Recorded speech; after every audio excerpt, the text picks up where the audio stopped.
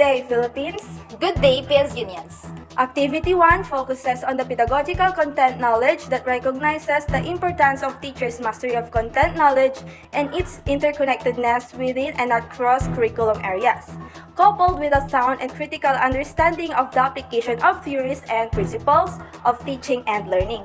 In this activity, to further encompasses teachers' ability to apply developmentally appropriate and meaningful pedagogy grounded on content knowledge and pedagogy.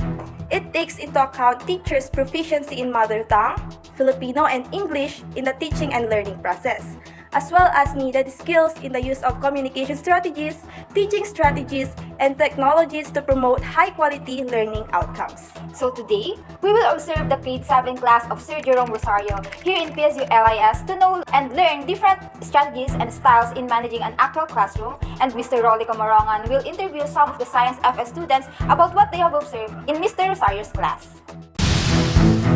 And now, I am with Miss Lapurga and we were going to ask her about what she observed during Mr. Rosario's class. So, Miss Lapurga, are the learning principles applied by the teacher appropriate with the nature of the learners and learning conditions? Why or why not? Upon the class observation, learning principles applied by the teacher are appropriate to the nature of learners and learning in condition because there is an active process happening between the teacher and the students. Mr. Rosario achieved his goal, which is to deliver the lesson to the students and for them to be able to understand it in the best and most efficient way. He managed to get the attention of the learners and be able to engage them to the discussion, which proves that the learning principles are inclined to the nature of learners and to the learning conditions present at the learning environment.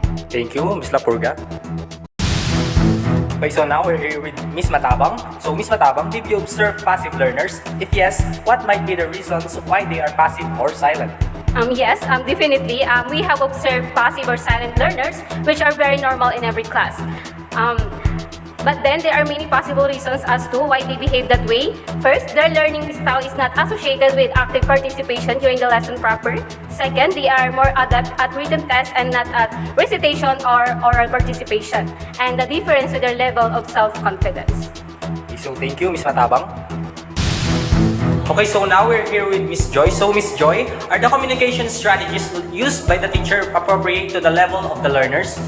Yes, the communication strategies used by the teacher are appropriate to the level of the learners. We observed that during the discussion, the teacher encouraged and allowed the student to recite when they had a prior understanding of the topic. Grade 7 of PSU LIS showed that they had understood the message or ideas that Mr. Rosario is trying to convey through the integrated communication strategies as they actively respond to it. Okay, so thank you, Miss Joy.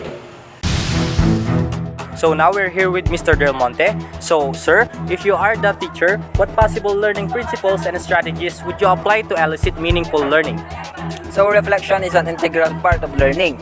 It allows the students to learn more about themselves and how they learn, but it also aids them in improving their academic skills. Teaching students to reflect on their work by noticing and correcting their own mistakes as well as which activities and behaviors allowed them to be successful is a vital part of the learning experience that far too many classrooms leave out of the equation. Okay, so thank you, Mr. Del Monte.